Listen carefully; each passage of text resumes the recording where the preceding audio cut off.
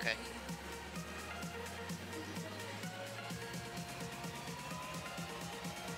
Hey guys, welcome back to the stream. You are watching ArenaOnline official tournament coverage, and we just got back into this game. I am now coming at you with a co-caster, and I'll go ahead and let him introduce himself. Hey everybody, so this is Pannula, just call me Pan. I hope to have some fun here casting with my friend Tyler. Yeah, I mean, it should be pretty fun. You're going to have to hop on to the spectate client after we start the delay because these guys were so eager to get into the game that they wouldn't give me one more slot in the spectate. So thank you for joining us here. I hope we can have some wonderful commentary as we're seeing NeosFlare, MIT FourOfSpades, SinaBears, Unixen, Crying Wolf over on the blue team. And on the purple team, we have Bluur, ArmoredRogue, Voodoodrake, YaBoiiBillNye, and DreadJoker99. So a few familiar names here. Not everyone that we've seen before, but not everyone that is new. We have a nice mix. I think it's really cool. Bluur has a teamwork ribbon, and those are pretty rare, so it's really cool to see one of those. Yeah. I think we've had someone else with a teamwork ribbon. I used to have one, but they timed out, and now they're so hard to get because everyone kind of forgot about the honor system that it just doesn't really. Like, he must ask everyone for honor after every game, and people are like, "Yeah, sure." So we're seeing the picks and bans coming in. We've got Udyr, Soraka, and Nautilus taken out. With the Soraka changes, I'm guessing she's still ban worthy, but they changed quite a bit of the power of her sustain around. As we're seeing Olaf, Xin Zhao, and Blitzcrank taken out for the purple team. They don't want to deal with any of those junglers. Xin Zhao's a terror right now, and I'm guessing Olaf was a targeted ban. Yeah, one thing about Soraka is with Ardent Sensor, it actually gives the attack speed buff for a whopping like 14 seconds. So it's actually pretty strong with attack speed carries still. Yeah, even despite the changes. Yeah, I see a Sion on the top lane. I like that. It's really tanky. It looks like it's going to be going against a Teemo, which Sion should be able to pretty much ignore Teemo and push the wave. Seeing if he maxes his E or Q or W, you can pretty much max everything on Sion, but it'll be interesting to see what he maxes. It'll determine the pace of the lane. I know you used to max your E because it had so much poke, but then they kind of nerfed that, and I think Sion's went to maxing Q primarily for the extra damage. But your shield is also a pretty good max, as it does a lot of burst damage. So it really just depends. Do you want to be like a utility Sion or more of a burst Sion? You just have to make that decision before you actually start scaling up to your full potential. As we're seeing Jinx locked in for the enemy team. I believe that's up for you as well. And Vi being hovered. So Immortal FourOfSpades, they're getting a pretty scary team comp going so far on blue team with the Sion initiates and the assault and batteries that could come down. Yeah, they have a really good engage comp, and they can have Jinx spamming rockets from the back doing some nice AoE damage. So it's going to be tough for red team. Let's see what they pick. WarWick, that's a very single target engage. I'm not sure how far WarWick's going to get to engage into the back line with that huge Sion and Vi standing right in front of him. Yeah. It definitely is going to be difficult for him, but I kind of understand why he would pick WarWick because it's basically like a lesser version of Vi with quite a bit of sustain. So whenever he sees that Vi, he's probably just going to try to suppress someone else, which actually doesn't even do suppression, I found out. Or no, WarWick's does, but Vi's does not. I always thought Vi's suppressed and knocked up. But I guess it doesn't suppress. Yeah, I'm not 100% sure about like the complete difference. I know knockup, it can still be cleansed like suppress. I'm not 100% sure. They're both really hard CCs nevertheless. Yeah. And actually, give me 1 second. So just talking about, as we're seeing Lux support, I think Lux support is well past her prime. I'm not a big fan of it, but Unixen obviously liking it, as we could potentially see. Looks like Tahm Kench support. Okay, I was going to say Volkaz could be support, but it's not going to be that. And there's really no like pure AD threat over on purple team, so they're going to have a lot of magic damage coming in, which is going to be pretty dangerous because Sion's probably going to win build Spirit Visage anyway. I think Ezreal will probably have enough AD damage. He can get that the item that shreds tanks, and he has nice poke, get Blade of the Ruined King to do that percent health. I think they have a decent amount of AD with the WarWick combination. It's definitely not as much as the blue team has with support Lux. And about that support Lux pick, I'm not 100% sure on how it's going to work out. But I saw it work yesterday in a couple of tournament games, so you never really know.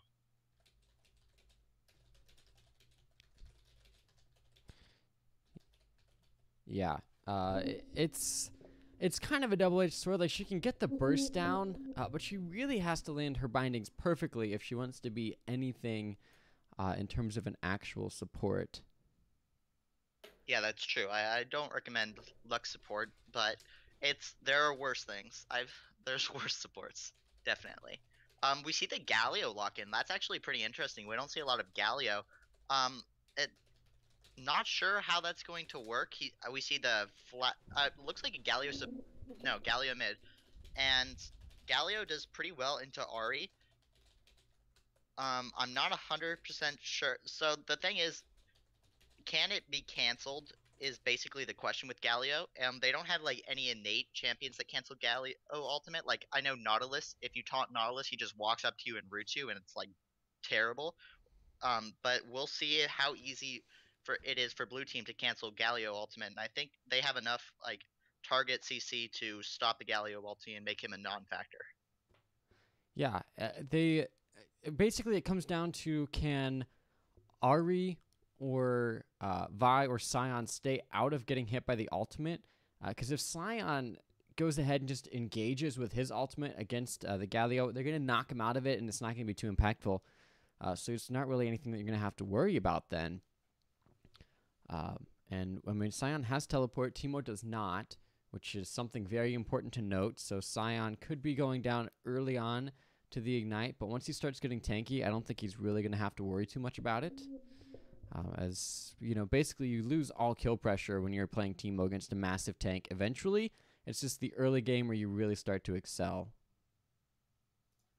Yeah, I think the fact that Teemo took Ignite signals that he's going to be staying top the entire game, and I'm not 100% sure if I like that on Teemo. I much prefer Teemo to be roaming and shrooming around objectives, but I see a lot of split push Teemo, and that's what it looks like it's going to be. Yeah. The split pushing, I'm always a fan of the split push, and maybe we'll see a Zizirot onto Sion, which I think would be a pretty good addition. I think any item that gives tankiness and pushing power is pretty good for him. So we're probably going to see the Sunfire Cape build with the Zizirot if I had to prophesize anything. He might start the early armor or the early magic resist just to deal with Teemo and then build Sunfire for wave clear and then finish up the Zizirot. Or he might just go Zizirot straight up followed by Sunfire. I'm not Maybe. really sure. I think the definite best starting item for Sion would be Doran Shield, since Teemo, a lot of Teemo's poke is auto attacks, and Doran Shield does reduce the auto attack damage. So I think that'd be a better start than like some early AP. I agree with he might be rushing the ZZ Rot portal, but I don't know. We'll see. He can build a lot of things. Yeah, the build paths for Scions can be damage, or they can be tanky, or they can be wave clear, they could be split push. There's quite a few different ways that you can really deal with it. And I think that's kind of some of the beauty of this potential massive tank up in the top lane. Yeah, I'm a really big fan of Sion. I think he's really cool. I like a lot of champions that scale infinitely into the late game. Sion is one of those. Of course, he has that infinite health scaling with his W every time he kills a minion.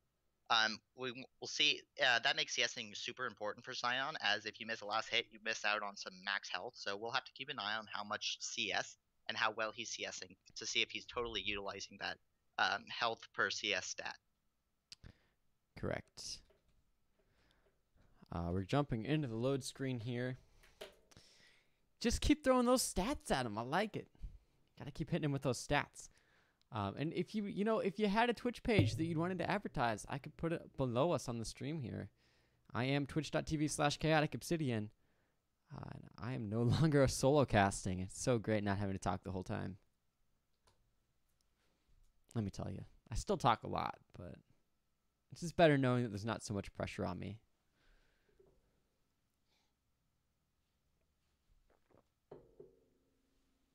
Yeah, I'm waiting to get into the loading screen right now. I can't quite see the Keystone Masteries. They do are you not do you have up on the vision on stream them? yet, but what was that? Okay, yeah. If they're not Teemo up on the screen. has Thunderlords. Tahm has Bond of Stone, pretty usual. WarWick has what looks to be Warlord's Bloodlust. I think that's a great keystone on him. Galio has not Warlords, Thunderlords, and then Ezreal has Fervor, Jinx with Fervor, Lux, Ahri with Thunderlords, Vi with Strength of Ages, and Galio with Grasp of the Undying, or Sion with Grasp of the Undying. I'm not a huge fan of WarWick with the Warlord's Bloodlust because it doesn't work on jungle monsters, so he's not going to be getting the bonus healing. And I think if you're going to go 18 points into the offense tree, I like Fervor on WarWick because your ultimate gets the 8 stacks ready for you to just auto attack after you're done with the ultimate. You just get 8 Fervor stacks. Okay, so is that extra health that you get only on enemy champion attacks then? It works on minions. Okay, on minions, but not monsters. I know they changed it recently. It no longer works on crits. I thought it was just like extra lifesteal based on how low you are, but... Yes, it is extra lifesteal based on how low you are, but you don't get the lifesteal if you're in the... You don't get the lifesteal when you're in the, what's it called? Jungle? Jungle. Interesting. I didn't know that. Dropping knowledge on them, guys. If you're liking the stream, if you're listening to it, go ahead and get that follow button. A little bit of like if you've already followed us. You don't have to do it again. In fact, that would be unfollowing, which is the opposite of what I like. We've got the Lux support down here taking Doran's Ring instead of her support item. The wow, I can no longer remember. Spell Thief's Edge, and Spell yeah, I Thief's don't Edge. like. That's not good at all.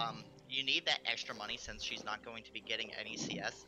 Something tells me this is one of the scenarios where no one wanted to support, but Lux was last pick, so she was stuck with it. And I'm like, I'll play Lux since I play her mid a lot. Yeah, she's also not taking biscuits, which means she probably just took her AP runes and either has Assassin or Runic Affinity. Neither of those is good on support Lux, because you're not going to be by yourself for Assassin to actually trigger ever. Vi is starting up in the top side of her jungle though, starting towards her blue, which means we could be seeing a counter invade into WarWick's red. I don't know how well that's going to go for her though, because she'd be blue only versus a WarWick. Yeah, I'm not so sure either. Generally, Vi wants to start... Well, generally as a jungler, you always want to start with your duo lane for a better leash, but Vi also really benefits off the Krug Smite, which gives her a lot easier clear and healthier clear. So I'm not 100% sure. Let's see what she tries to do. It doesn't look like she's going for the invade. WarWick is pretty far ahead of her in terms of clear. Now the Grump Smite also giving her quite a bit of extra clear because the minions damage themselves as they attack you. But I don't know. She's just gonna do a pretty standard start here. She started Hunter's Machete, as did WarWick. WarWick already burning through his potions. Actually, I don't even know if he bought potions. Surely he did. WarWick did buy potions earlier. Okay. I'm not 100% sure if you need to do that on WarWick. WarWick has a pretty healthy clear. I don't know, maybe starting with the pink ward might be better because you're prone to getting invaded as WarWick as you have a pretty slow clear. So when I play WarWick, what I like to do is I like to get a pink ward behind my red buff so that I can see if they're trying to invade me. Do you just get like a pink ward and then 1 health potion? Yeah, that should that should be pretty good because you're gonna stay healthy as Warwick. You have a lot of innate sustain. Yeah, your Q doing wave clear and also giving you a lot of health back. I don't know if you happen to check his runes and masteries this game. I don't think he took biscuits, so obviously he took. I would assume as long as he took the middle tree, which I think he should go, but he also took fervor, so he's at least 18 points in the offensive. So he might have just gone 18-0-12. Yeah, I'm not really sure. I think the 5 extra points in clearing is important on Warwick since it's a lot of single target damage and he has a pretty slow clear. I think it's pretty important for him to get that. But then again, the bonus healing you get from that 12th point in the resolve tree is also pretty helpful on Warwick. Then again, we don't know right now, so we'll have to see. Taking so much damage, he's gonna get a minion roar at him, and those last 2 minions just barely not enough. Puts down the health potion and starts ticking away. Teemo starting Doran's Blade. A Sion comes in, he's get caught by the tower, he throws down the shield.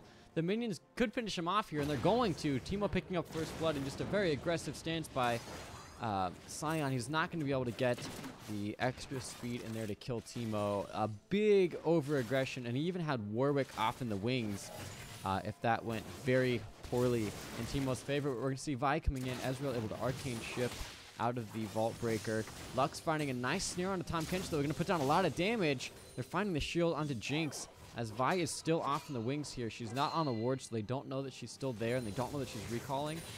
She's going to back out, however, and probably go to Krugs, do a little bit more clearing. And if I were her, I would probably circle back around after Krugs, because you're full health, you're full mana, and you really don't have anything else to do. Yeah, I'm not exactly sure what Sion was thinking, but he had a really nice advantage. He was forcing Teemo out of lane. It's kind of unfortunate that he threw it away. As you saw in the end, Warwick had his blood scent on him, so he should have known that, hey, at least Warwick's in the area, you got to get out now. So I'm not 100% sure why he stayed, but then again, we all make mistakes, so that was definitely one of those. He just wanted to get the very flashy first blood. He felt like once Teemo had flashed already, he'd be able to get out of it. But that's a long channel timer. You have to hold that for a second and actually in order to do enough damage on your Q, which he is maxing first, basically for the harass and the extra wave clear, it seems. So he's not going to be going super burst heavy Sion or super poke heavy Sion. He's just going to be super utility heavy Sion. I don't think that's too bad. It's not too bad. Sion's one of those champions where there's a lot of viable maxes. I prefer the Emax. I know it's fallen out of favor, but it's a really nice wave clear and poking and safety because you can farm the entire wave from afar. But the Q max is just as good, if not better. You can see he's getting some good poke down onto Teemo, but Teemo's hitting 6 first. That doesn't really matter that much since Teemo's ultimate isn't really a fighting spell, it's more like a trap spell. But it helps that Teemo hit 6 before Sion, so Sion can't all in him. Yeah, I mean, it's not like when you hit your power spike on Teemo that is at level 6. It's just you hit your annoying spike on Teemo, where Teemo shrooms start to go everywhere. Now, utility-wise, it's a great ultimate, but in terms of actual team fight damage, it's not doing a whole bunch. Although the way it works now, where you can throw them a distance and have them activate pretty much immediately, it does give you quite a bit of extra damage that you wouldn't normally be getting. So he's just going to become kind of a terror. As Ahri takes a lot of Galio poke. Yeah, she does. So much. Galio's actually going to try to... He has no mana. Yeah, it seemed like he was going to try to flash ulti, but he doesn't have mana for ulti. It's probably around 100 mana for him to do that. But I would be very careful if I were Ahri. But now she's got Vi coming in. The Vault Breaker is going to come down. The Salt and Battery is not up yet. Ahri flashes in, but doesn't have any mana for a Charm or Spirit Rush. They bait out Galio's flash with Ahri's flash on her own, but I don't really know that that was exactly worth. It does take away the pressure of a flash Galio ult, but Ahri also doesn't have much of an escape now, aside from Spirit Rush, which she wants to be using offensively. Yeah, the thing though is since Ahri has a movement spell, and she's also pretty mobile with her Q, giving her that bonus movement speed, it's better to have no flashes for her, as it makes Galio have to play a lot safer since he can't escape. And Ahri can escape. So I think overall it's a good trade, but Ahri did not have to blow that flash. Galio flashed first, so it didn't have to be a trade, but still the trade is worth. Yeah, it's just one of those, it's nice to get the flash, but she wanted the kill and just kind of got a little bit too aggressive for it. Like, when you flash with no mana for even an Orb of Deception or a Q, maybe you have enough for Spirit Fire there. It's not really worthwhile flash. It's what we saw Sion doing up top. He flashed, but he wasn't able to actually get the kill. Where sometimes it's just better to take the flash advantage so you can flash Charm into a Vi gank later on. Yeah, I completely agree, and you could see how eager Galio was there to get his blue buff. He's going to be really happy getting that. Starting the Chalice, I like this build on Galio. I know Athene's and Chalice isn't a great item, but it's just so good on Galio because it gives everything he wants. It gives him mana regen, it gives him cooldown reduction, and it gives him some magic resist to boost his ability power. Just an all-over good item on Galio. I think it's like he's one of the few champions where Chalice is actually good. Oh, Sion! We can see a Sion ultimate going in on Galio. Now the Charm is going to land Spirit Fire as well. DreadJoker going down almost immediately. Jinx ult coming in just to try to get the assist, basically, or finalize the kill. But neither of those actually happening since the rest of the team just kind of caught out. You have to be wary of that because Sion's ultimate gives him so much mobility. The Unstoppable Onslaught really comes into play big there as it sets up the whole kill. But we're going to get a Devour onto Jinx, who's going to get thrown back into the mini wave. She's going to get burst down a little bit. Lex has the final spark, but I don't know if it's going to be enough. It's not. ArmoredRogue taking out Jinx instead of giving the kill over to Ezreal, but I don't know if Ezreal is going to even be able to secure it. The Tongue Lash is going to miss. He's snared up, but he hasn't taken tower aggro yet because he didn't actually attack Lux. And he still hasn't taken tower aggro, so all of that without a hit. But now we're going to see an Assault and Battery onto Ezreal. Oh, she can't get in range of it, but it doesn't really matter because the smite came down. The flash was used already, and she's able to burn him down with the red buff. But now ArmoredRogue taken by very low. Going to be able to get the kill. Flashing in, might be able to get this kill onto Lux. It should be able to. He's got the Tongue Lash and the red buff. Double kill picked up for Tahm Kench, who's now 3-0. It's time for him to start building damage and a little bit less defense. Yeah, luckily for Tahm Kench, building tank is his defense. His Q and auto attack scale off of his max health. And that was just so much damage coming out from the support Tahm Kench. Yeah, I don't know what he took for his runes, but they seem to pay off very big. As we saw Bond of Stone coming out as his keystone, so it's not like he's taking a whole bunch of offensive masteries or anything. And he's going to be able to get this duel onto Jinx, potentially. He's tower diving this. He's got the red buff and the blue buff. The last hit's going to go down. He's going to be able to consume her. Puts on the gray health. Does he have flash to get out of this? No, he doesn't. But that's a 4-1 Tahm Kench. Teemo has to flash in the top lane. Very afraid of that Q. But after that, you know, they pick up the dragon, get a little bit of gold back in their favor. It's not like they're really down anything right now. They've got 1k up and a 4-1 Tahm Kench. Yeah, I mean, obviously you would rather have the kills onto Ezreal, but the extra kills onto Tahm Kench are going to make him tankier, allow him to get some cooldown reduction, and basically be a nuisance. If Ahri ever gets a charm on somebody, Ahri hitting the Spirit Rushes. She hits a charm right there, but it's not going to amount to any considerable amount of damage. Goes in with the Spirit Rush again. The Orb of Deception on the way back takes Galio down to about 100 health as Unixen finds Ezreal. Blue team taking out Rift Herald. Going to give that over to Vi, hopefully. It looks like Sion might have taken it. Nope, Vi does. As the Vault Breaker's coming in, and now Voodoo has to run, and the Assault and Battery is going to come down. Immortal FourOfSpades, or IMT FourOfSpades, taking out WarWick. But now the Abyssal Voyage coming in behind Lux, and I think he can just probably take these guys out by himself. He's doing so much damage with that Tongue Lash. Ezreal just there for the Q support. He Arcane shifts in, and it's going to be a kill onto him. Now the Tongue Lash is going to be going down onto Jinx. If he can get 2 more auto attacks, it should be good. But then we're seeing the ultimate from Galio taking out Immortal FourOfSpades as Crying Wolf taken very low. Galio might be able to have enough to finish this. Flashes over the, I forget the name of that, but the W, I believe. And all in all, a 3-4 nothing. Yeah, that red team just crumbled there. Galio with a nice taunt under turret. It makes them take turret aggro, and then he can release the ult, which does a surprising amount of damage from Galio. Players usually don't expect how much damage the Galio ult does. Down in the bot lane, we saw just how much damage full tank Tahm Kench does. There's a reason this guy used to be permabanned, and the nerfs didn't hit him too hard. It was just an influx of, hey, look at all these new champions. Tahm Kench isn't that broken. Right? We saw him out of favor, but he's still really strong, as we saw there. That was a lot of damage. Yeah, so much damage. And this Tahm Kench, he's had damage since basically level 1. As Teemo's going to try to find a duel on a Sion here, but it's not going to be a duel any longer once Vi comes in. The Vault Breaker is going to catch on a Teemo. Blur going down in a blaze of glory. We see the bot lane tower going down at 13 minutes. And now red team probably needs to make a play mid, put that Ahri in the grave, and then take out that tower, and then rotate up top. I agree. So one thing that we noticed about Sion, so he's going for the Spirit Visage first. So he wants to have some pressure heal against the Teemo. He wants magic resist. And I'm not 100% sure if that's best, but it also gives cooldown reduction, allows him to spam his abilities. Him and Ahri are doing pretty well for the blue team. He's got a 20 CS lead, so a significant advantage. Ahri also has a 20 CS lead. Oh, we're going to see a gang coming down. The Vault Breaker coming in and putting Voodoodrake down to the ground.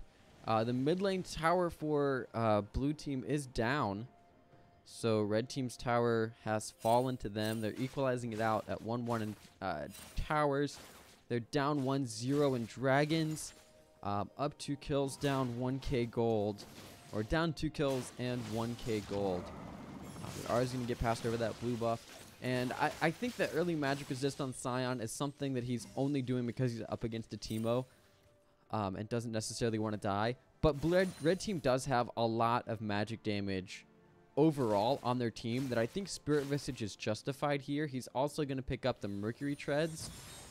So he's going to get super tanky for magic resist, which it's also going to give him some health that benefits him pretty greatly.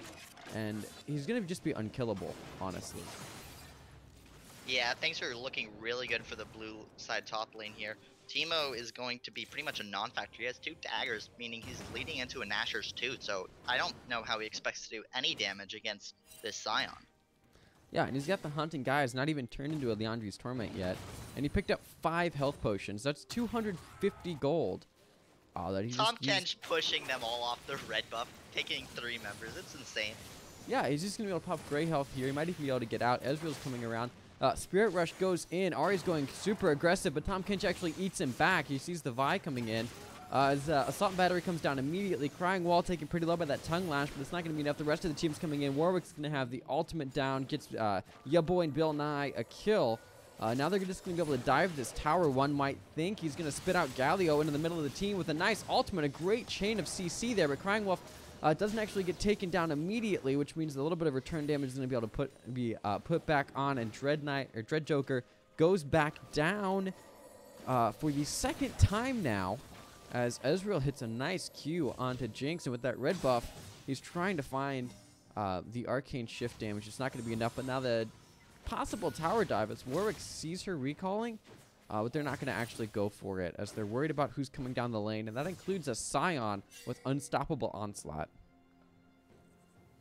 Tahm Kench did something really awesome there. Since Galio didn't have flash for a flash ultimate, Tahm Kench ate him, then flashed and spit him out to help Galio close the distance to the blue team. Unfortunately, the dive went a little bit too far, but the play was really good to help Galio get off a decent ultimate. I think the only difference between the dive that we saw there and a perfect dive would have been catching one more person in his ultimate. He ended up only catching Crying Wolf. If he would have caught SinaBears and Crying Wolf, he wouldn't have even gone down from that because Lux wouldn't have had enough damage to keep him rooted, and he wasn't actually taking tower aggro. As Bluur is trying to bait Sion into this, he's not going to get knocked up. Very close. And now he goes in, he catches a Teemo Shroom, and he's just going to have to run out. And it doesn't matter how much you're poking him because Sion is not going to go down very easily. And even after he does, he's going to come back up and kill you. So you have to be really careful.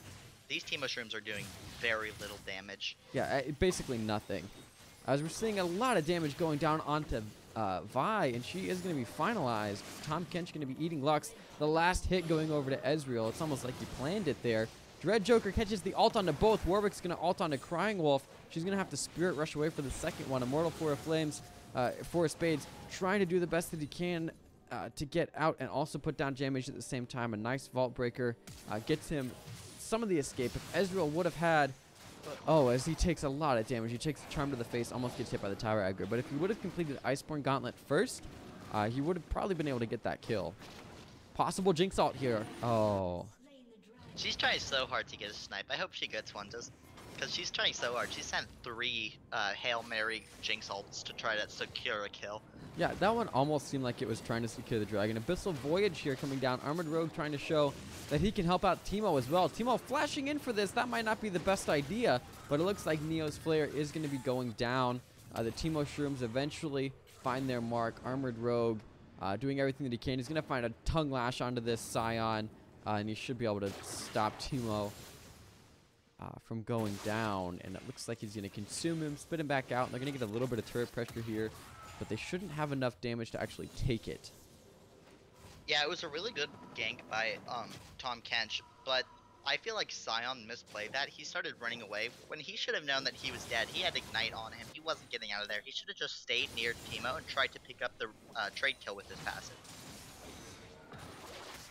Oh, Tongue Lash going to be going down onto Ahri. Just got the Spirit Rush away. The Charm's coming in. Uses the second Spirit Rush. And the third one, the Grey Health's going to get popped. She doesn't have anything else to go in there. Nice dodge out of Galio's Q.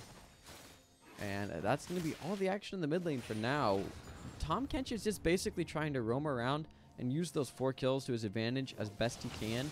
He's participated in 11 out of 13 as the Unstoppable Onslaught going to be canceled just before they get in. And the Minion Roar is also going to miss. Yeah, Tahm Kench is absolutely insane this game. As you said, he is part of 11 out of 13 kills. He's ganked lanes other than his own multiple times. As we saw that Tahm Kench gank onto Sion, it was really well played.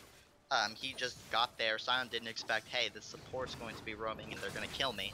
But that's what the support did, and this Tahm Kench is really carrying. I don't even think you would expect the support to roam in and be able to kill him at all. But not only did he roam in, but it was very easy kill pickup, honestly. It didn't even take any extra effort, really, from Teemo.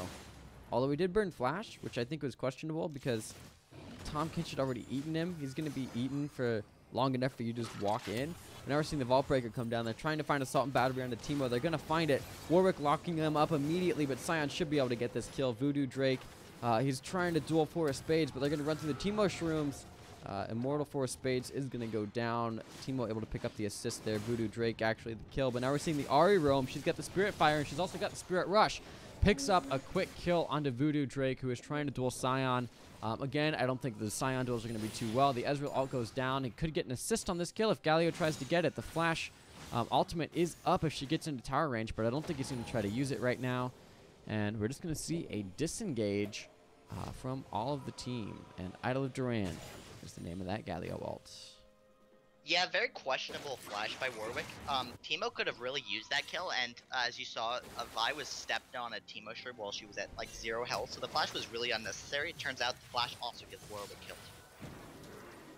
Yeah, let's look at this. We're going to get a Consume or Devour coming in from Tahm Kench. It basically picks up a 1v1, but now we're going to see a final Spark layered in really nicely with that knock-up from Sion.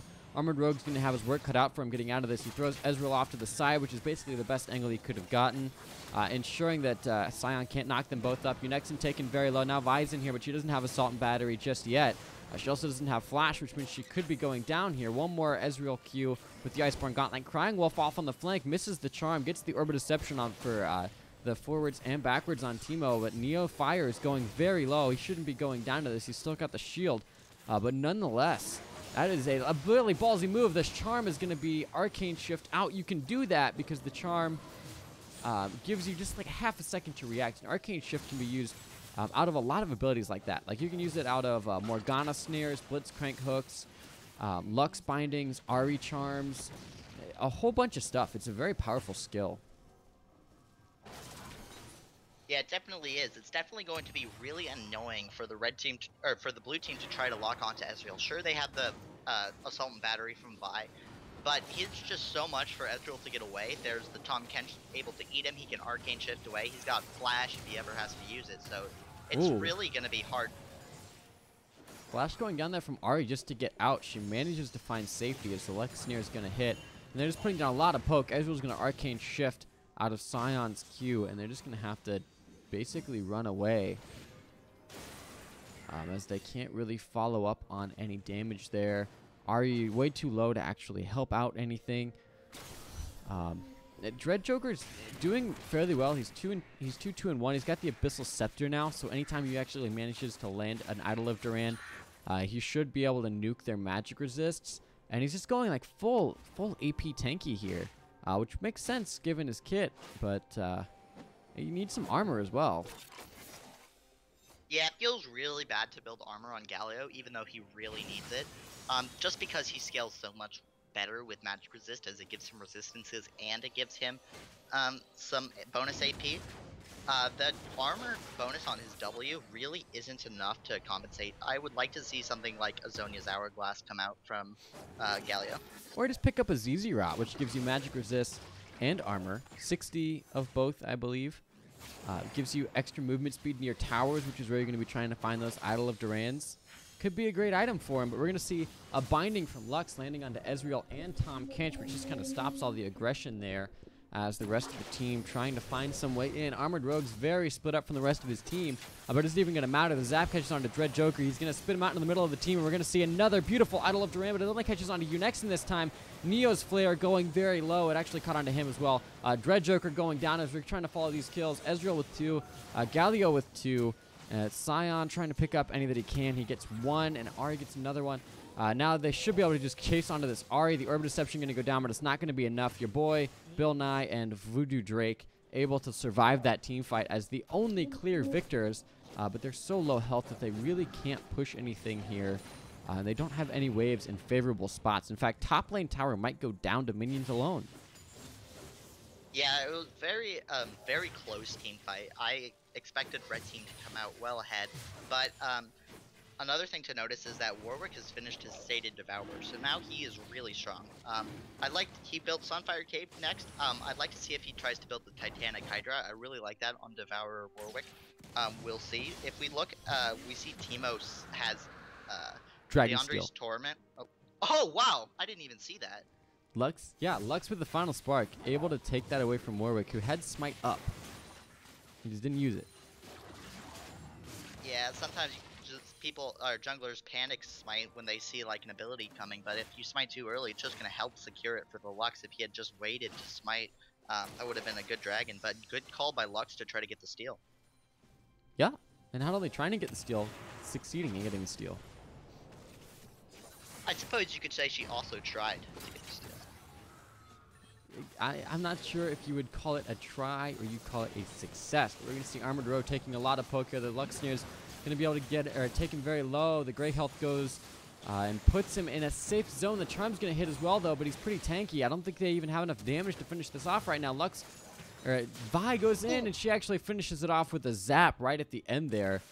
He's not building too much armor. He's got Righteous Glory finished. That's not an item that I've seen very often. He's also got Eye of the Equinox and Lucidity Boots, building towards what appears to be, based on his items, possibly a Warmongs. I think it's probably going. It looks like it could be building into a Locket as well. Oh my goodness! Idol of Duran's flashed there very nicely. Ahri with the outplay there, I'd say. DreadJoker didn't actually have to use anything. As Sion picking up the ZZ Rot as I wanted him to. I think that's pretty good. So now he should be going Sunfire Cape, hopefully, and really using that split push to his advantage. But you're thinking Locket? Why would he not start with Aegis if he's going towards Locket, though? I don't know. Oh, Teemo gets caught up here. I noticed the Null Magic Mantle, which also Null Magic Mantle, Cinderline Bracer, that builds into the Aegis. So I think that he just had enough gold for the 800 and one of the extra cooldown reductions for the Kindle gem. Okay, makes sense. I believe Aegis is only 1,000 gold though. So, ooh, SinaBears going very low. Ezreal's gonna Arcane Shift, can't find the last bit of damage onto it. He's already used his ult and there's nothing else coming in. So Jinx is gonna be able to get away as we see Crying Wolf getting suppressed by that WarWick. And takes a charm to the face. I don't know if she's going to be able to escape this. DreadJoker picks it up nicely. Ezreal throws out the oh, wow. I forget his name, but it doesn't really matter right now. Sion is taken very low, and he fails to flash over the wall. That's going to be your boy Billnye picking up another kill. Gets an easy kill onto Unixen. And True Shot Barrage was the name of that ultimate I was looking for there. As ArmoredRogue goes down, didn't pop gray health. Yeah, wow. I guess he didn't really see that coming. I mean, Assault Battery going down to Ezreal, though. He pops his Blade of the Ruin King, but it's not going to be enough. That's your boy Billnye going down to Jinx, as Jinx is starting to get a little bit scary. She's taking the Randuin's Hurricane, but this team fight is not even over yet. Immortal FourOfSpades going very low. The Hex Drinker pops. As we see Idol of Duran getting a full channel off on SinaBears. Very easy to pick that up. Immortal FourOfSpades should be going down to the red buff, and that's an ace. And they could go take out that tier 2 tower, which is what they're pushing onto. And I think WarWick also wants to go take out that red buff. Assuming it is... Okay, he actually got the red buff. Vi smited. I think WarWick stole it and then used that to kill her. But he's got blue buff and red buff right now, as they can't take out this tier 2. They've got Lux, or they've got Ahri coming back in. Lux is up as well, as is Sion, and they don't want to get unstoppable onslaughted. Trying to take out this tower up on top, but they're also not going to be able to get that. So Jinx with a couple of good kills in that fight, as we see another team fight breaking out. Blur's going to get knocked up. I don't know if he's going to have too much damage to... Or if he's going to take too much damage to the point where he goes down. The Team Mushroom's going to hit Sion. Bluur taken very low. One more knock up, and that should be enough. The Unstoppable Onslaught coming in to secure the kill. Sion has been playing incredibly well in these extended team fights. Yeah, he just gets soloed by Teemo. As you can see, Teemo can't do anything against this Sion. He's trying to split push, which I think is actually the right call here, as if you can pull away Sion, then your team can win a 4v4, because this Sion is just so much more impactful than the Teemo. Yeah, and as long as teleport's not down, if you can just keep Sion up in the top lane, he doesn't have an answer for it. Once he gets his answer, it's going to be a lot more difficult for you to draw him out, though, because he can just basically be in the top lane up until he kills you, and then teleport into a team fight and kill your team. So Teemo's really going to have to pick his battles. His window here is probably for the next 2 minutes while he waits for that teleport to come back up. Once the teleport comes back up, he's going to have to basically just group for the 5v5s, as ArmoredRogue stunned up in the air with those traps. As Assault Battery's going to go into the back line, ArmoredRogue eats Galio. He's trying to spit him out. The Adela Duran's going to be going down. It's going to be a full channel, but I don't think it's going to be enough damage to actually take anyone out right now. NeosFlare has to pick up Lux and Vi, actually, and Ezreal's still alive. I didn't even notice that. Crying Wolf going very low. He's going to try to flash in there. Picks up one more kill onto Ahri, but they trade back. Ezreal with a triple kill. Somebody picked up the last kill onto Lux. I guess that was WarWick, probably. As we see a 4-for-1 in red team's favor, and WarWick is still full health. Yeah, WarWick has so much sustain, with his just innate sustain and his Devour giving him more sustain. It's so annoying pushing against that ZZ Rot. It is, but they're going to kill it. It looks like they're probably going to get an inhibitor here, support Lux. Oh wait, Jinx looks like she'll be able to hold it off, but definitely a fight for red where you could see that, hey, we have a gold advantage, because it was a nice engage by Vi getting the assault battery. The laser gets consumed though, so it's not going to matter. Yeah, that's annoying. Yeah. It just... Whenever you're in Tahm Kench's belly, you are basically safe from everything aside from Ignite. That's it. It's so annoying playing against a Tahm Kench. He's almost always worth the ban. Yeah, I'm looking at Teemo's build, and he has a Giant's Belt and a Amplifying Tome, which means he's probably building into Rylai's Crystal Scepter, but I don't like that at all, as his Shroom's already slow, and slows don't stack anymore. And the slow for Teemo Shroom is actually bigger than Rylai's, so I'm not sure why he's buying that item. It's not going to make his auto attack slow, because DOTs don't apply. Well, they do, but that doesn't apply Randuin's, but I don't know, we'll see. We're going to see a Dragon picked up on a beautiful Idol of Duran. DreadJoker picking up Lux immediately. Unixen going very low in that fight, but now we're seeing FourOfSpades trying to get the Assault Battery down on the priority targets. It doesn't really matter, as they can't really find any of the kills. They managed to take out WarWick, but that's going to be it, as they find another double kill, this time onto Teemo. And Ezreal probably picking up that last kill. I forgot to see who it was, but now Ezreal's going in. NeosFlare, he's got so much magic resist, but what does that really do against who you're fighting right now? It doesn't make you beyond tanky. It's just going to cut off the minion wave. That's a pretty great play. He makes sure to stop everything as Teemo takes out the top lane tower, pushes in on that inhibitor. It's just Jinx to defend. Teemo might be able to get that top lane. But it seems like they're going to have to call off the chase in bot lane, as we're going to see Tahm Kench trying to solo out Jinx. Well, yet again, he's going to get the Devour, spits her out in tower range. He's going to pop gray health, gets the 1v1, walks away. He's low health, but it's not going to matter because that was a shield that he got back. And Jinx not even able to 1v1 the support right now. Yeah, but to be fair, the support is 6 and 4. Well, and it is Tahm Tahm Kench is just really annoying. He did build the Locket of the Iron Solari, so that gives him an extra bonus shield.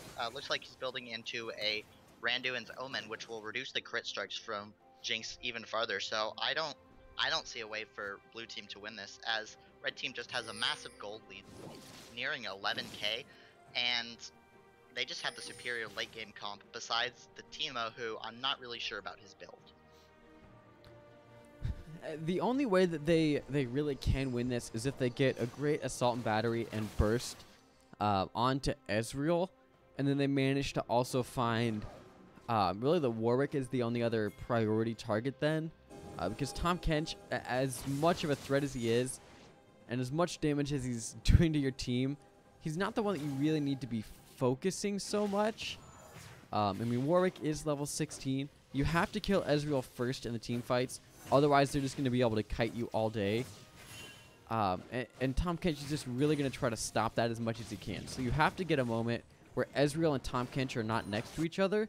Find a pick, get that kill, and then win the 4v5. Yeah, I agree. That, and also Galio has to miss his ultimate. In the last couple fights, he's had pretty good ultimates, but I don't see Blue Team winning a fight because his Idol of Duran is doing a lot of team fight pressure. Lux, or Jinx ult dodged out perfectly there by all of Red Team. And it's hard as we see a flash Idol of Durand. I missed it on the directed camera, but Jinx is going to be taken out immediately. NeosFlare is going to be going down next, and this should be the game, I would think, but they don't have any waves to push on right now, and they don't really have the tank line to just go brute force down the towers. ArmoredRogue actually going down again before he can pop gray health, as he shows a pretty good dead catfish animation there. Ezreal just waiting to arcane shift over the wall, but it doesn't matter as Galio is able to pick up Lux over the wall. Immortal FourOfSpades puts on the assault and battery, but your boy BillNye able to find the 1v1 there. The charm goes down, easy kill onto that Ahri, picking up Ezreal, and they don't have anyone that can tank this. If they would have just started a wave in one of their lanes, they could have gotten an inhibitor off of this, but they chose not to. Yeah, Ezreal too busy focusing the ZZ Rod portal. He just didn't see the charm to his face coming in by Ahri. I feel like he had Arcane Shift up and could have just left, but he was focused on getting that ZZ Rod portal down. As far as the wave control, we see the ZZ Rod doing a lot of work as it's keeping the waves pushed against Red Team that's ahead, allowing them not to push farther than they can. Yeah, ZZ Rod is such a great way to keep the lane pressure off of your towers. It just gives you a lot of potential to stall out waves. Even super minion waves have to stop and slowly hit their way through those ZZ Rods. As Jinx misses another ult just barely. It's so disheartening to see this, but Bluur should be getting soloed out here as Galio comes in trying to get some damage back in Red Team's favor, but it's not going to work out as these Teemo shrooms are now starting to hurt quite a bit. The Royal Ice is completed, as is the the Lissandra's Torment, and his next item looking to be, well, something with an ability 2 minute. He's got the Nashor's Tooth. Is he just going to turn that into something like a Morello Namicon, maybe? I'm not 100% sure what he's building into, as his build so far has been strange, but something to note is that Lux has very little magic resist. She only had 40 magic resist when she got hit by that Teemo shroom, so she's taking a lot of damage. Teemo has some penetration, so it was even less. It was more like the shroom was doing true damage to her. I think she really needs to pick up a magic resist item. Yeah, definitely at least Aegis, because look at the magic damage that the team's doing as DreadJoker finds a very easy kill. I think if you get Aegis of Legion, it helps your team out greatly. As everyone's kind of lacking the magic resist right now. Sion's going to find a knock-up on a DreadJoker, but the fight's going to break out. The Zap and Charm coming in. They might be able to find the start of this fight, but DreadJoker is going to be disengaged in the mouth of ArmoredRogue. I'm sure whenever he comes out, he's going to get the Idol of Duran down, and he does, but he's going to go down for his troubles. And now we've got Ezreal going to the back line, taking out Vi. Vi's been going very far forward, and it just hasn't worked out for her. Ezreal should be able to chase that if he wants it. I don't think there's really too much of a point. WarWick's going to be the one trying to chase it right now. But again, they don't really have a wave that they can push in on because they're not focusing on getting the waves to come with them as they go try to get these kills. They're just focusing on getting the kills and then not actually any objectives off of that. That's why we're seeing a 10k gold lead that doesn't feel like a 10k gold lead. ArmoredRogue got hit by the Jinx ult this time, but it wasn't enough damage. Final Spark coming down, but not going to be enough either. Yeah, I agree. They really need to prioritize pushing waves more. They have a nice wave pushing down the bot lane, but they're all recalling, so that's not going to amount to anything. I think with their the way they're playing, they should just group around Baron, because they will win a fight at Baron. They are pretty far ahead, and then you don't need minions to kill Baron, so they can get Baron, and then I think pushing will be a lot easier. And we've heard that he's going to be going Luden's Echo. However, he had 600 gold going back, and he didn't turn that ability to him into an Aether Wisp. So I'm not sure if he is going to be going Luden's Echo just off of that hypothesis. I don't know why he would go anything else, really. It's not like he could go Chalice of Harmony. It's not like Morellonomicon is really going to do too much. We'll just have to watch what it is. It could be something like a Death Cap, honestly. He just doesn't have the gold for the Blasting Wand yet. I do like getting, Luden's Echo on Teemo, because it's really satisfying to just be walking around and you see all of a sudden on your bar, oh, my Luden's proc, somebody stepped on a shroom. I like that item on Teemo. It's kind of fun. Yeah, that's it. Yeah, but it does put your Luden's Echo on a cooldown kind of inconsistently. So you're really looking for it. It does, but it adds a nice amount of burst damage to a Teemo shroom, which this Teemo needs right now. He doesn't have that much damage on his Teemo shrooms. Yeah, and I think Luden's Echo is pretty good on the Teemo shrooms, because not only does it apply off of the mushrooms, but it also applies the Rylai slow off of the Luden's proc. Does it not? It does, but if you're getting hit by a Teemo shroom, you're getting slowed anyways. And this slow on Teemo shroom is actually bigger than Rylai's. So, I'm really questioning the Rylai's Crystal Scepter, but yes, Luden's Echo does apply Rylai's Crystal Scepter. I mean, it's something that we've seen every Teemo get, though, as he's just so slow. As the burn damage, I definitely agree with from the Leandri's Torment. The Luden's Echo, even on your auto attacks, it would then turn them all into a slow bot, basically. As Teemo just trying to put down as much damage onto Sion as he can, but that amounts to about 300 damage, which isn't much. And now we're seeing the team fight breaking out. Crying Wolf having to use the Spirit Rush for disengage, finds Foxfire aggro onto the Raptors, and now Vi starts to go clear out everything, but DreadJoker gets caught with the Assault and Battery. He's going to have to use Idol of Duran here pretty soon if he wants to, otherwise he's just going to be dead as we see the final spark. Ooh, ArmoredRogue putting him in a good position for Idol of Duran again, and yet again we see that synergy where he catches 3 members with Idol of Duran right out of Tahm Kench's mouth. We're going to see a 1-for-2 trade, 1-for-2 trade. 4 kills going down overall as Sion also hits the deck. 2 kills over to WarWick, 2 kills over to Teemo. 4 assists, one might assume, onto Galio, who picks up a great Idol of Duran's. He actually manages to find 3, and that basically just changes the tide of that battle. But they actually have a wave to push on now, so great job. It's only 1 wave, and they can't end the game off of this one particular wave, I don't think. But they're trying to do the best that they can. Yeah, also WarWick soloed out the Jinx in that fight, so WarWick soloed out the damage and just let the rest of Red Team just completely obliterate the front line of the Blue Team, and it worked out. It looks like this actually will be the game.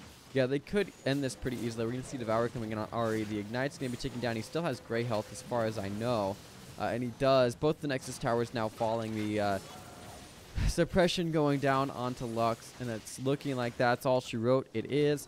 GG, Red Team.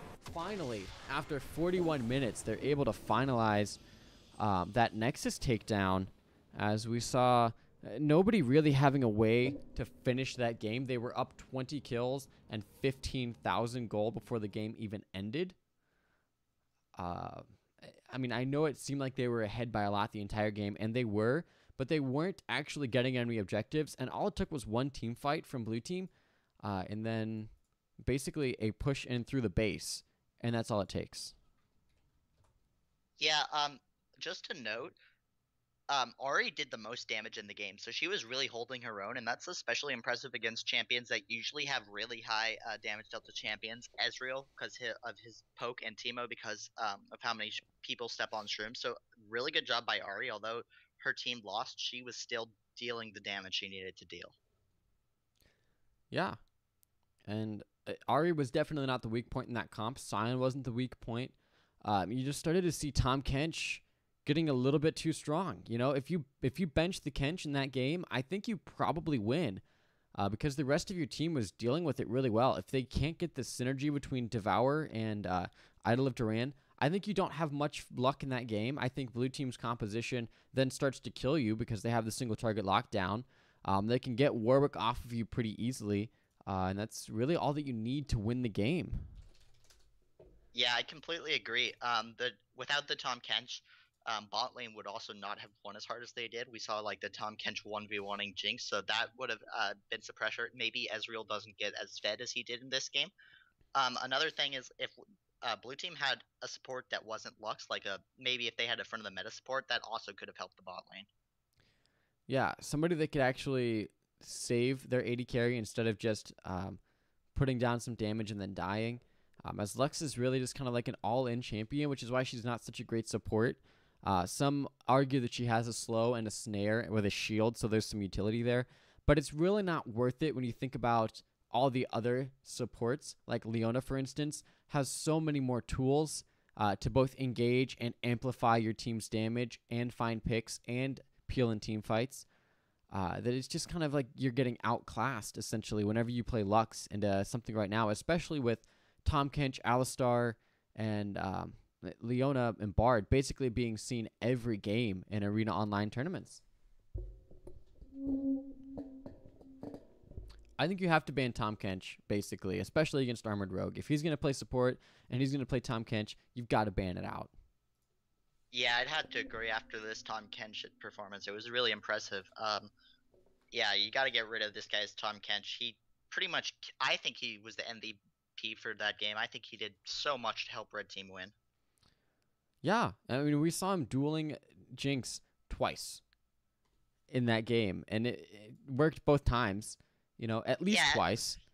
And they were tower dives too. It wasn't just like, oh, they're open in lane. And no, it was like Tahm going Kench towards two towers.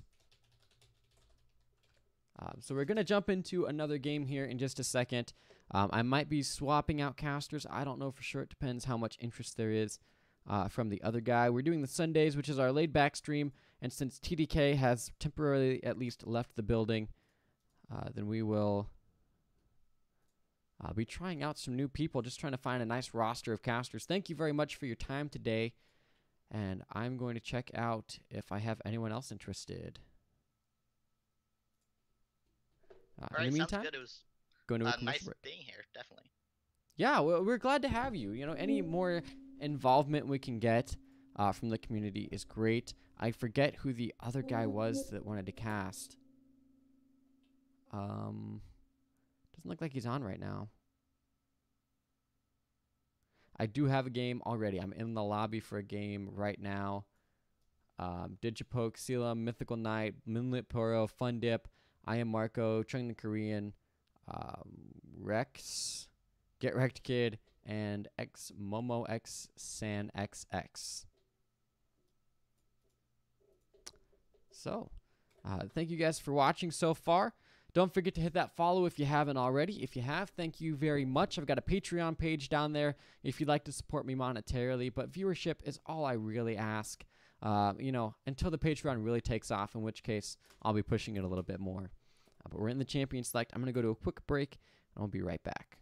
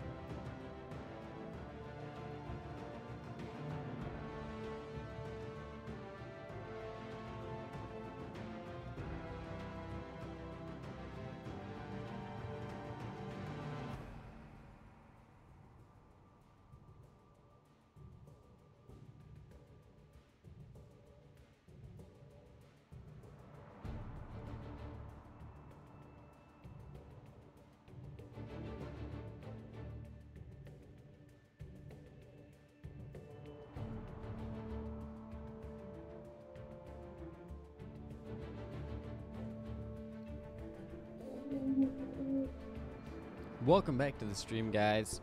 We are in the champion select, as you can probably see. And I'm going to go ahead and cast the second game with my friend here. I'll let him introduce himself once again. I'm ChaoticObsidian. I'll be the play-by-play. And go ahead and introduce yourself. Hey, I'm Pannula. I'm going to be the color casting and hope to have a lot of fun.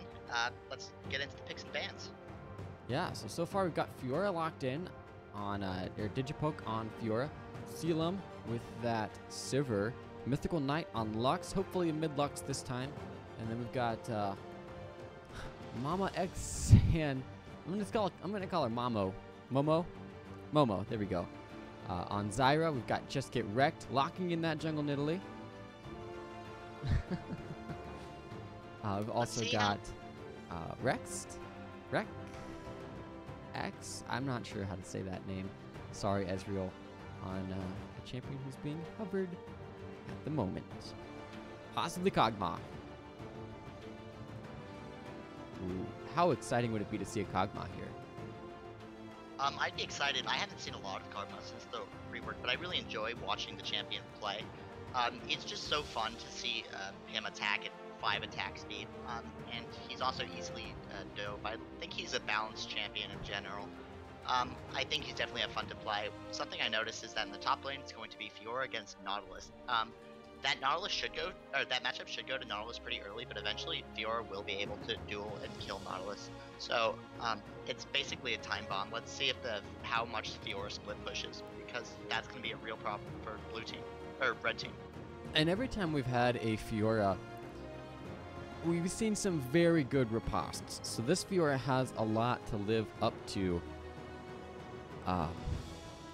overall in the ArenaOnline stream. And this is a Fiora that I don't think we see Digipoke very often on Fiora, but it could be very interesting, as we have some highlights of a really great Fiora riposte and 1 minute of action on the channel. If you go to the highlights under twitch.tv/ChaoticObsidian /profile, I believe, you can find the highlights there and watch it. I think it's very interesting. It's also on YouTube, I believe. As we're seeing these teams finalized. Fun Dip on Jungle Yi. Oh my goodness. This is going to be... Wow. This is going to be very interesting. Yeah, something about the Fiora ripostes. Nautilus ultimate is very telegraphed and easy to riposte. So she's basically, if she sees a Nautilus ultimate coming her way, that's a very easy riposte. So she has a lot of nice targets to riposte. We'll see how sneaky Nautilus can be with his ultimate, because it's really not that great against Fiora, who, as you said, can just easily riposte it. Yeah, and hopefully we'll be seeing those highlight ripostes coming in. We're on a 3-minute spectator delay for everyone, which means you can now log in, spectate, and we should be able to get to the next game here pretty quick. So, talking about, once you finally actually see the team comps, I know they're not going to hit us just yet with the team comps, but talk a little bit about what you saw on the stream. We've got the team comps up on the stream right now. Who do you give this edge over to? I really like the blue team's composition here. I really think Fiora is a really strong champion. Sivir is very underrated. She has a lot of damage now that her W can crit, so she can just hit an entire team. And luckily, it's her team that has the Braum. If red team had the Braum, that would totally shut down Sivir, as Braum can just stop her ricochet with his wall and make Sivir pretty much useless. But luckily, Sivir is the one with the Braum. Also, I feel like blue team, the Sivir engage, Master Yi's just gonna be able to run over and kill Kog'Maw every fight. Yeah, you've got a lot of damage on Sivir, first off. And you've also got a lot of damage on Kog'Maw, but he did get some quality of life nerfs lately that kind of make him less of a priority. But actually, he got buffed this game. His Q mana cost is down. His W got some extra damage, and he gets more attack speed per level, but he gets less passive attack speed. So he has no longer has passive attack speed on his Q, but he gets double the attack speed per level that he used to get. So the way this basically breaks down is that instead of having Kog'Maw hitting that max attack speed power spike at level 9 when he maxes his W, it's now got at he now gets it at level 18. So until then, there's not as much attack speed. From between levels 9 and 18, Kog'Maw has less attack speed. But once he hits 18, he's just as strong as Kog'Maw was last patch, just as big of a threat. But how many times have we seen games actually make it to a Kog'Maw getting level 18?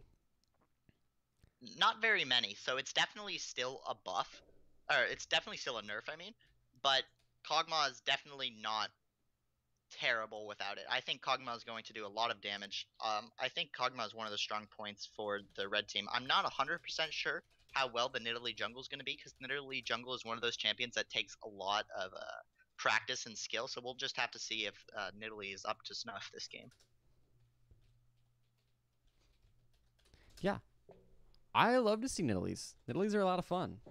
And good Nidalees are even more fun. We'll go back here. Man, I've got to order some food soon. I'm getting hungry. I mean, is it unprofessional if I mute my mic and then order Chinese food? Is that bad? I feel like that's bad. I don't know. You're the professional here. Don't ask me. Yeah, I mean, I'm wearing a suit, so surely I can counteract it a little bit by ordering Chinese food on stream, right? Yeah, for sure. You're good. Okay. Well, I'm going to do that in a little bit then, I would imagine. Because even the the casters need to feed from time to time. Ooh. That's true. Casters are people. We need to eat. Casters are people too. Looking at the Keystone Masteries, we see that Braum has Grasp the Undying. I'm not a huge fan of that on supports, I think that's Grasp the Undying. But I'm not a huge fan of that on supports, as they don't have constant fight. They usually just go in and out for skirmishes, so they don't get the full trade benefit that top laners do, since they're not auto-attacking the minions as much. But it's still, he builds health, so it's not the worst ever. We see top lane Nautilus has Bond of Stone. I feel like he should have taken Undying Grasp. He's not going to have as much trade, and it's going to be really slow to stack up to that nice 300 health strong point that you get with the what's it called? Oh wait, no, Strength of Ages. Yeah, you have Strength of Ages, and you farm up the minions, and you get the extra health. But he's got Bond of Stone, which is just going to be damage mitigation. But there's no one else in his lane to actually share that with. But wait, no, it's a support Nautilus with teleport. No, support Zyra. Why is he taking Bond of Stone? Yeah, I have no idea. He should definitely be taking Undying Grasp. It does a lot more trade potential. We see Fiora with the Thunderlords.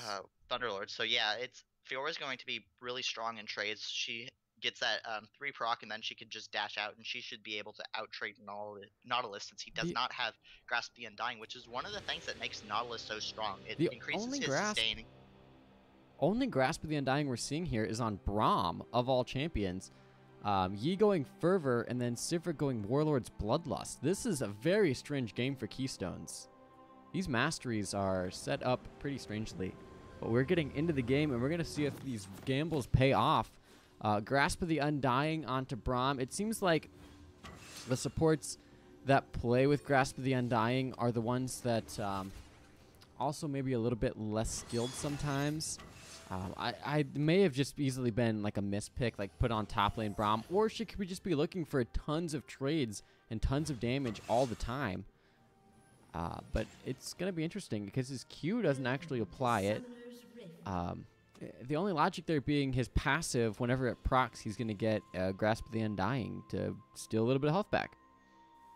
Yeah, and again, I think that a lot of the Keystone Masteries look pretty similar, so he might have just misclicked, or he could have preset rune pages that he's just, or preset mastery pages and just been like, I'm going to go this mastery page because I'm a tank, and it just comes with Grasp the Undying. Which is not bad. And we'll just have to see if he's able to use this well, because Zyra is going to be pretty squishy, as is Kog'Maw. Ooh, Nautilus started Relic Shield. He's top lane, so I'm not 100% sure why he started that. Maybe he did think he was support. Maybe that's why he has Bond of Stone. I'm not 100% sure. But he took teleport. Yeah, I don't know. Relic Shield is not a good item for solo laners. Yeah, I mean, what does it even give you? Let's check it out. He gets extra gold, so he should, in theory, be able to outscale Fiora on gold. But that's basically it. Like, he'll be able to share stacks when the jungler comes in. This is just a game of interesting decisions being made. As Fundip even starting just pure red buff. This is all over the place. Obviously, he's going to try some kind of an invade then. As he's starting to make his way over. Might actually just try an early gank in mid. We either see an early gank in mid or an invade whenever he does these things. A pause coming in, however, which makes a lot more sense than some of these builds. Yeah, so Doomsday Raider is saying in the chat that Braum misclicked, and so that explains the Grasp the Undying, but it doesn't really explain the. Oh, we're getting on pause. It doesn't explain the Relic Shield, which although it does give passive gold generation, it also wastes a lot of gold in stats since he could have started with something better like a Doran Shield or Corrupting Potion.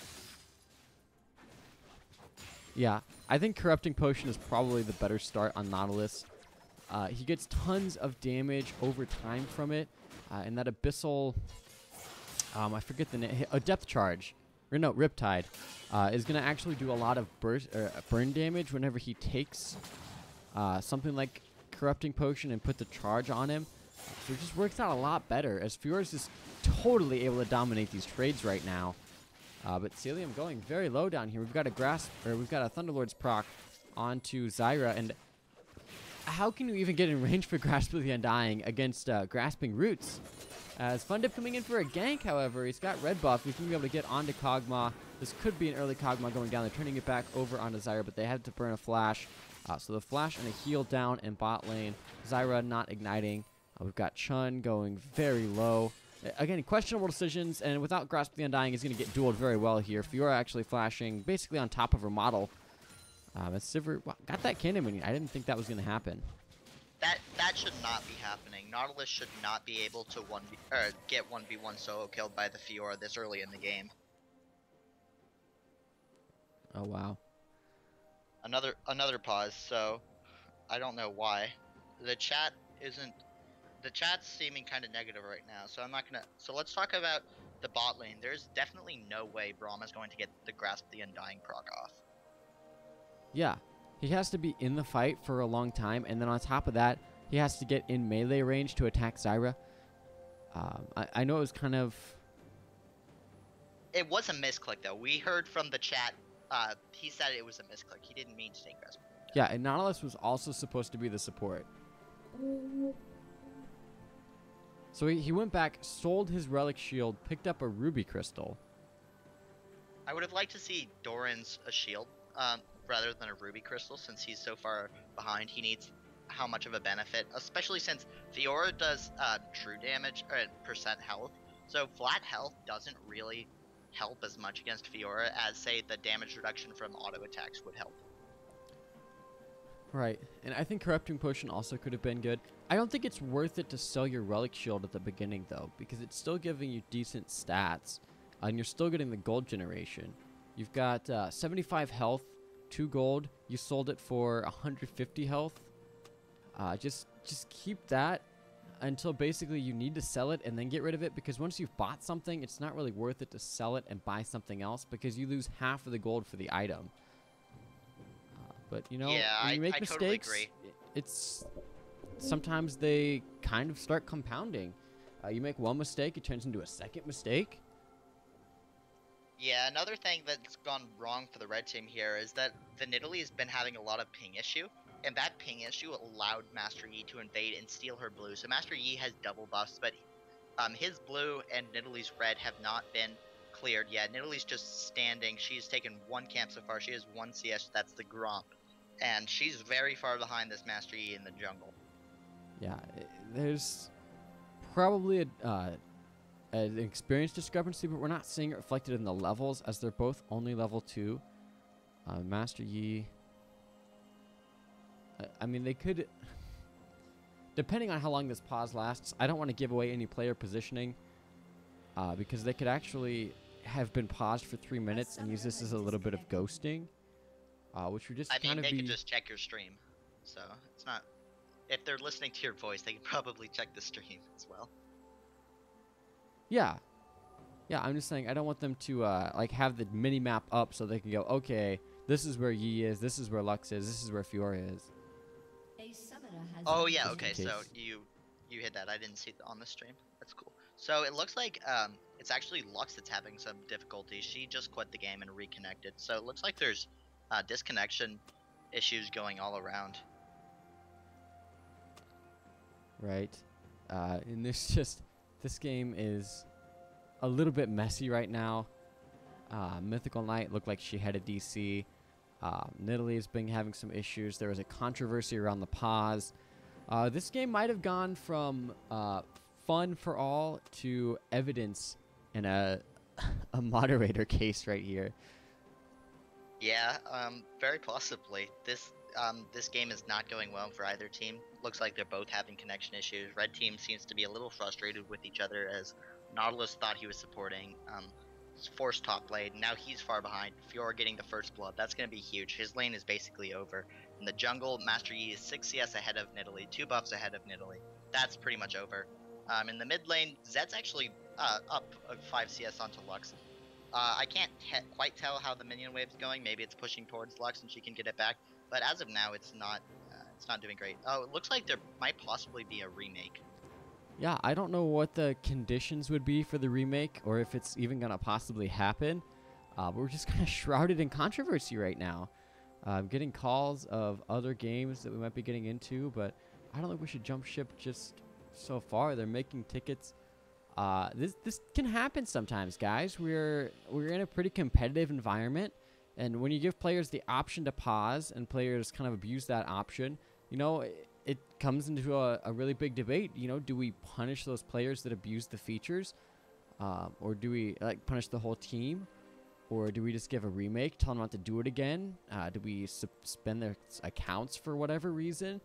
You know, we don't have the player chat going on right now, but you know we've got the stream that's been with it for the whole time. So we're seeing pause now for almost 6 minutes. Yeah, so now Zed's disconnected. I don't know if he's just given up or if they're calling it's over. Nidalee's really mad at Master Yi because apparently Nidalee paused it when she was having lag issues, but then Master Yi unpaused it. So that's where the controversies coming from. It came in because the way she declared it was that they had a 2K ping, but the rules state you cannot pause for ping issues, only for player disconnects, to try to allow your players to reconnect. So Master Yi unpaused it because Nidalee was a little unclear there, but it's turning into kind of a soap opera stream right now. I'm really interested to see how this turns out. Yeah, the drama. Yeah. This is basically YouTube. We'll see how it happens. It seems like it's just a big misunderstanding. I think they need to calm down. It's a game. Stuff like this happens. Ping happens. Overall, this isn't like a ranked game. It's just for fun. So I think they should calm down a bit.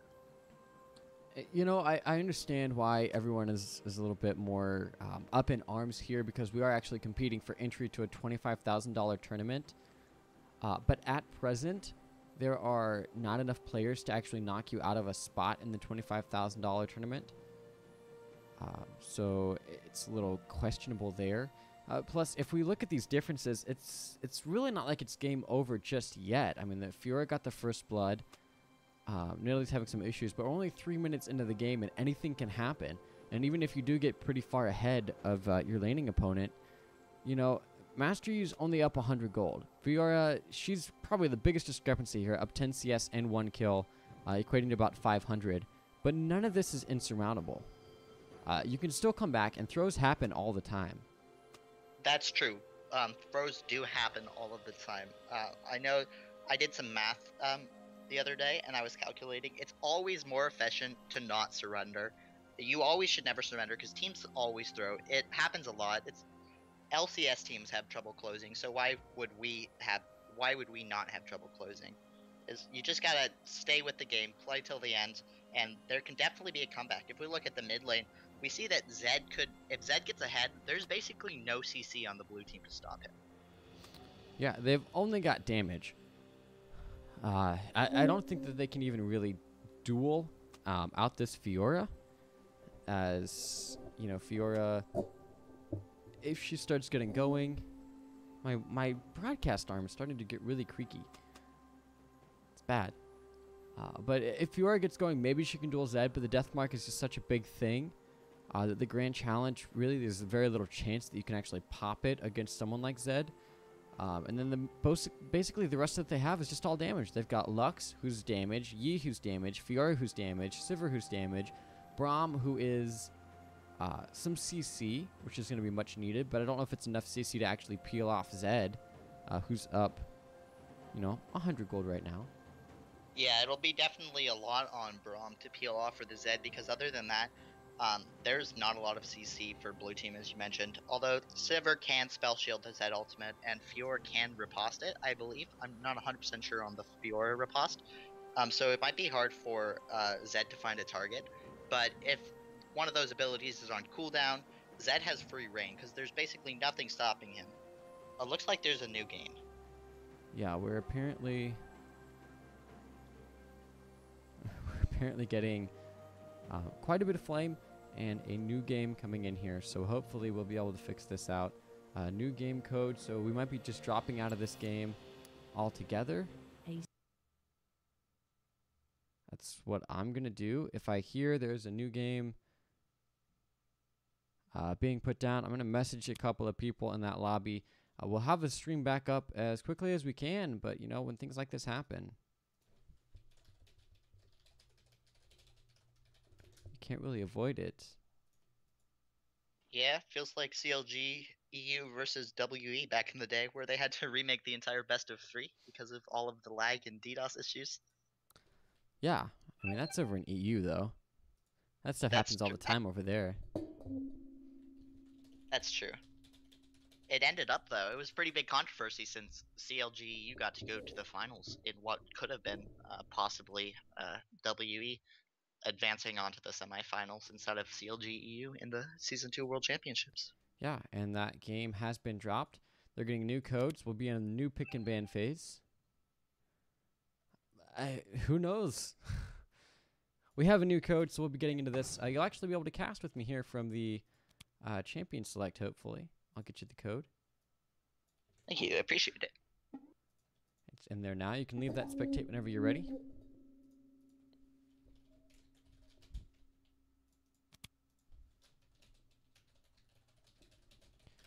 For right now, I guess I'll take this as a time to take a little break, order some food, and hopefully get right back in it.